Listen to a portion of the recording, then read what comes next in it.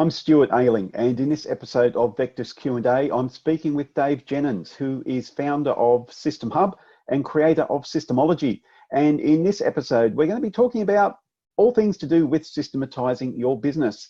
Importantly, we'll be looking at how many systems should you have within a business, which systems are most important, and we'll be looking at some real-life examples of how implementing systems within a business has helped to increase turnover and profitability.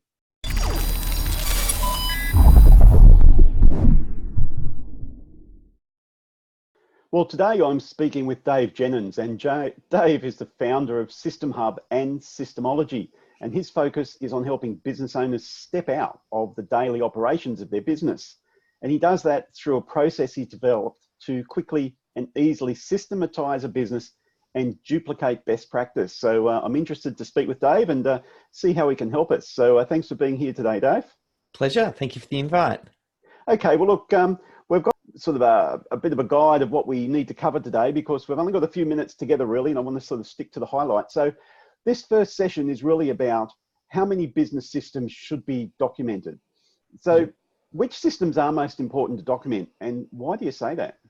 Yeah, so the first place I suggest people start is getting very clear on the customer journey, both how the client or prospect interacts with the business, and also then how the business delivers the product or service. So I like to think in terms of how can you systematize the delivery of the product or service so that it can be delivered without the business owner, and really without any single person dependency, because that's the way that the business makes money. And if you can make that happen without being dependent on someone, then you become much more scalable, and you make it much easier for your sales team and your marketing team to really ramp things up, knowing that you'll be able to actually handle that capacity. So that's usually where I think of. You get clear on what that looks like, and we have a process for that called the critical client flow. It's how do you get customers, how do you sell customers, how do you invoice them, how do you onboard them, how do you deliver the product or service, and then how do you get them to come back.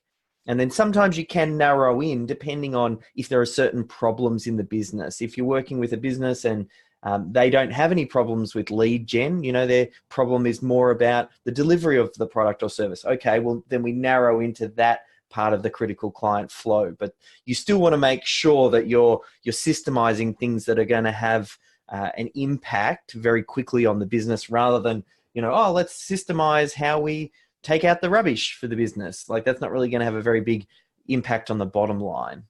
Well, that's right. I would think that, human beings being what they are, the tendency is to try and document, because if we're systematizing something, we're sort of trying to document what that process is. I guess the tendency is to do what's easiest, or, maybe what's top of mind on the day. But what you're saying is that's maybe not the most productive way to do it. Yeah, there's any number of things in business you could systemize, and you hear something like, oh, you have to systemize like McDonald's, and McDonald's has, big, thick manuals and thousands of systems, and someone thinks that's where they need to start. But obviously McDonald's has been systemizing for over 60 years, and we're looking at the end product. You actually need to think about, where did McDonald's get started 60 years ago, and start with that. You need to start in on that critical few that are going to have the biggest impact, and then you grow over time. Yeah, so that's really the first challenge for a business owner and their team, I suppose, is to identify what those systems should be. And you were talking about the critical client flow. So yes. How does a business go about actually sort of working through that? Yeah, so it's really just about simplification. That's the point of the critical client flow, to get some form of focus. It fits on one A4 bit of paper, and you start at the top thinking about, well, how do you generate leads? Then think about, how do you answer the inquiry when it comes through the website or the phone?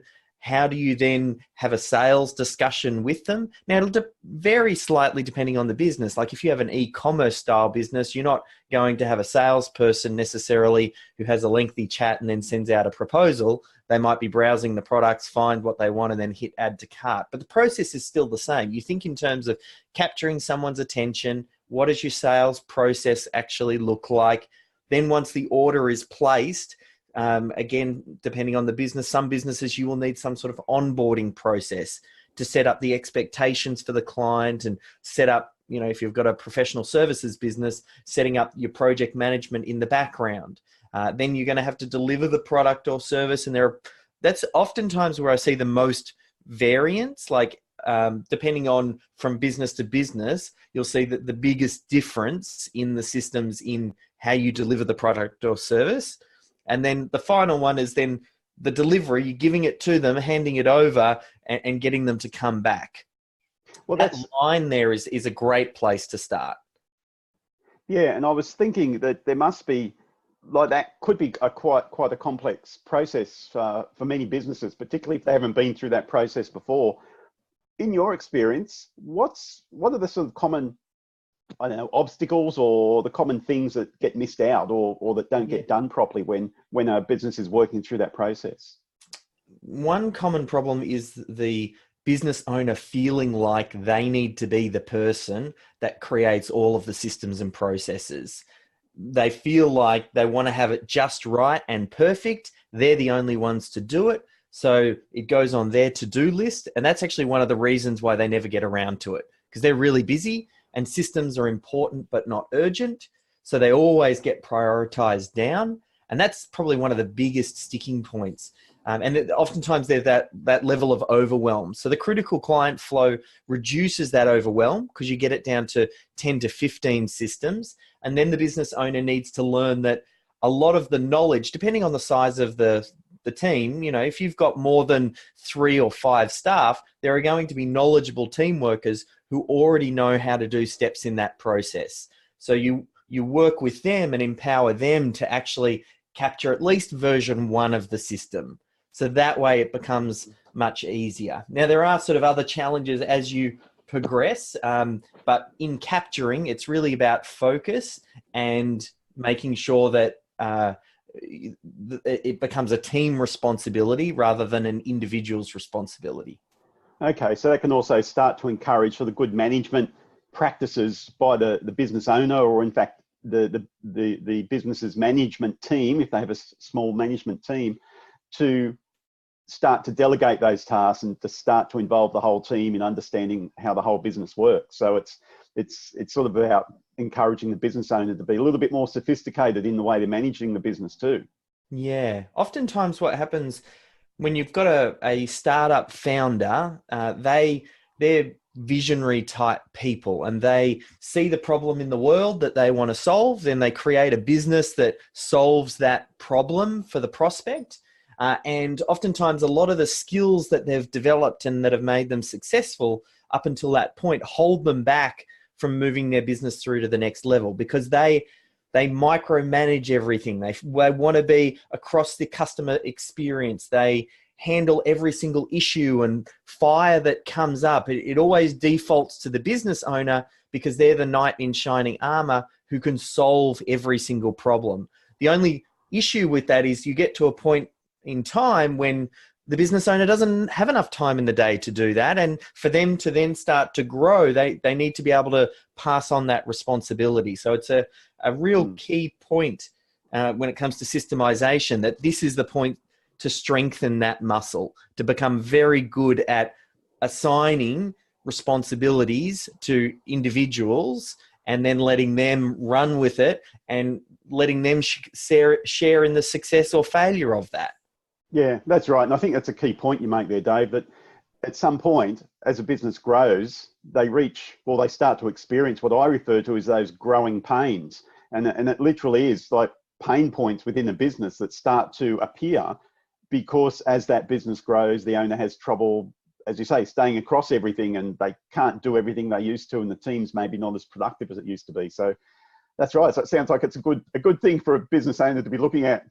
Yeah. Hey, tell me something you've seen, just sort of, we've only got a minute or two left here, so I just want to sort of wrap up by getting some insights from you. You've seen systems develop within lots of businesses over your time. What are the main impacts that you've actually seen happen within a business? Can you give us a few examples? Yeah, look, the thing about systems is it's very wide reaching into all parts of the business and the impact that it can have. I've seen there's a guy, one of the ones I love to talk about is Gary. He runs, it's like a bushfire management company, and he saw improvements of 200% in turnover.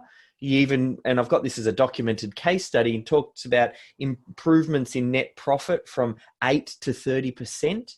I've seen, there's another guy, Paul, who runs like a digital agency, and he talked about seeing between 20 and 30% time savings in the amount of time that went into the delivery of the project, like the team's time. I've worked with Brian Keane, actually, from Franchise Simply, and he teaches companies how to franchise their businesses, and he said he's seen anywhere from 25 to 50% bottom line improvements over the course of that 12 to 24 months. Through System Hub, we've had clients who've built up, systemized a business, and then gone on to sell that business.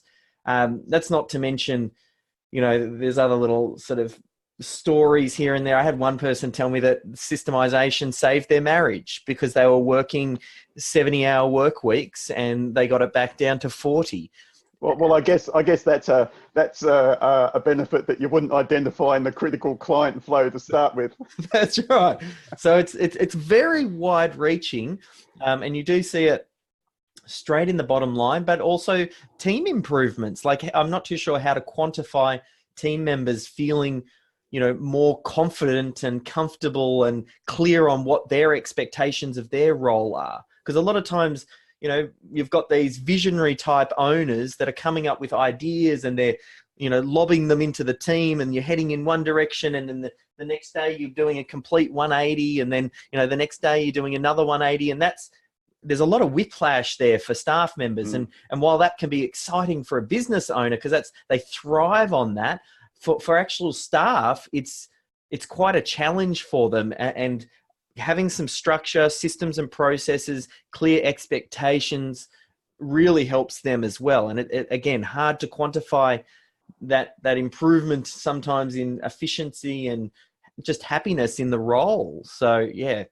some really good points there. And it's unfortunate, but we've run out of time for this particular episode. So Dave Jenyns from System Hub and Systemology, thanks for being with me.